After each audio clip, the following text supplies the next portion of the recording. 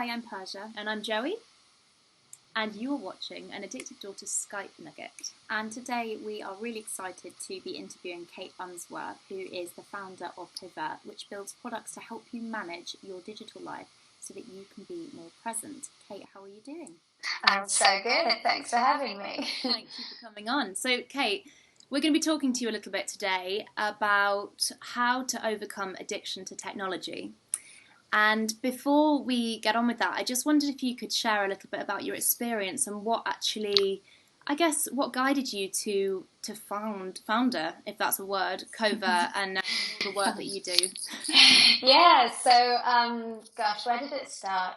So when I left university, I became a technology consultant, and I've always been very kind of interested in technology. I've always played around with gadgets. As a kid, I was rewiring my own sound systems because I wanted to be a DJ, and it's always been a real hobby of mine. So I went into the industry and I became a management consultant in the tech space, and I was working with clients all over the world, and I was always connected. I was always reading emails, responding to emails immediately.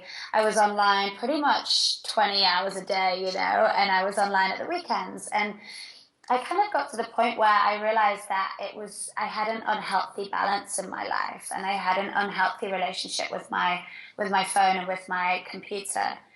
And I recognized that it was beginning to impact my relationships outside of work, with my family, with my friends, because I was finding it very difficult to be present in face-to-face conversations with them.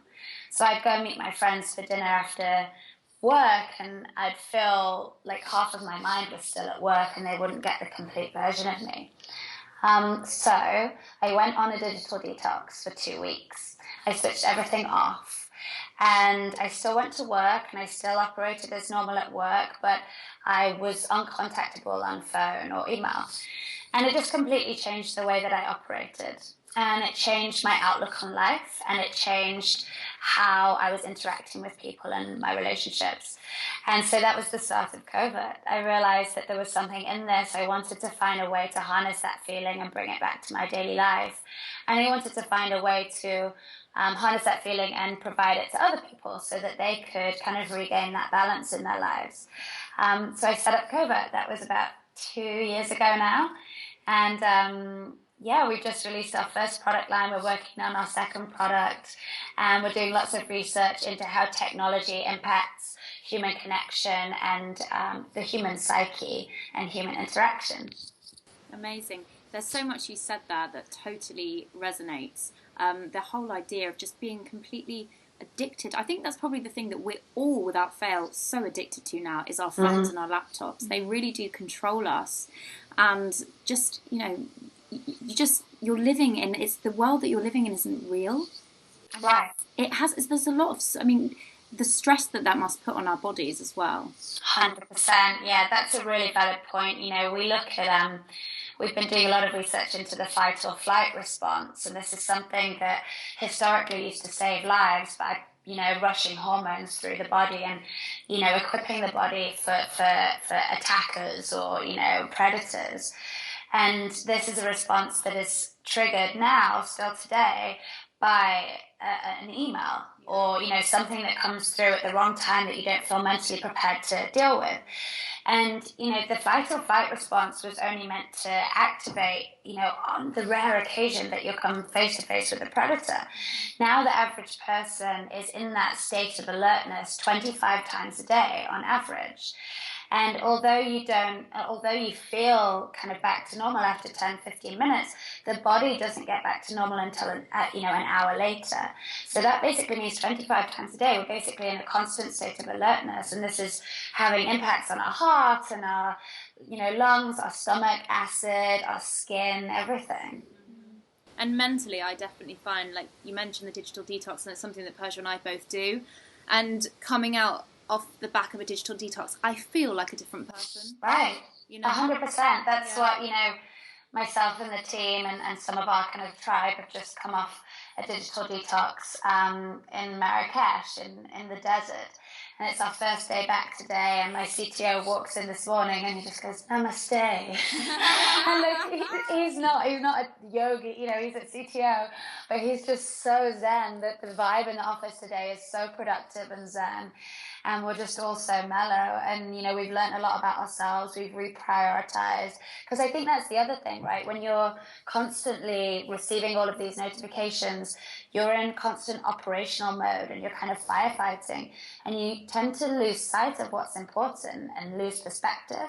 And sometimes it really takes, it takes that step back. In order to take that step back, you get a kind of better view on your life and the tasks and what's important. Absolutely. So following straight on from that, we all want a bit more of this in our lives. So you're very kindly going to share 3 tips with us today. Yeah. So fire away, tip 1. So we all acknowledge that we have a tendency to check our phones when we don't need to, right? So it's one thing checking your phone when it rings or vibrates, but it's another thing checking your phone just out of habit. And so I have 3 tips for when you feel like you're about to check your phone just out of habit for no particular reason. So when you get that urge and that little voice in the back of your head that makes you reach down to your pocket to scroll and refresh Instagram or refresh your email, there are 3 things that I like to consider doing. The first is exercise. So activating the body in some way gives you that rush of dopamine that you're craving. We get a hit of dopamine every time we get a like or an email on our phone. So instead of getting the dopamine from our technology, we can get that from going outside. So just taking a brisk walk for 15 minutes, don't take your phone, and just take in the surroundings. Just observe what's going on. This will help get the mind and body back into flow state, which will, improve your creativity and your focus. So exercise is the first one. The second one is inspirational quotes. So often, we're looking for some sort of stimulation. That's when we check our phone. We get a bit bored, or we need some inspiration for something. So rather than opening your phone and kind of looking through pictures on Instagram, if you keep a small book of inspirational quotes on your desk or soul cards, that'll give you some kind of mental stimulation and inspiration instead of your phone. And then the third thing is writing. So we have a tendency to reach for our phone when everything's getting a bit too much, and we kind of want to push down our emotions and just kind of focus on something else. So instead of burying these emotions and thoughts, a really good way to deal with it is to write it all down on paper. It's called stream of consciousness writing. And stream of consciousness writing has been shown in studies to really improve kind of your positive outlook on life, and improve your levels of concentration and your ability to connect with people. Amazing. So exercise, inspirational quotes, and writing. Perfect. You've done the recap for me. That's so good. So I think that's going to help a lot of people, actually. So simple as well to implement. It doesn't cost money, and it makes you feel great. And it makes you feel great. It's just the actual committing to do it. Yeah. So I'm going to commit to do those things now. Replace that behaviour. Awesome. Okay, so straight on to the to-do of today, and what we would like you out there watching this. What we'd like you to do is to, first of all, we're gonna post a video of coverts down below, and it's called I See You, and it's a beautiful video. We want you to watch that, and your task this week, when you're going about your everyday life, be it in London or whatever city or town that you live in, we want you to make eye contact with strangers this week. Come back to the blog and share with us your experience of what that was like.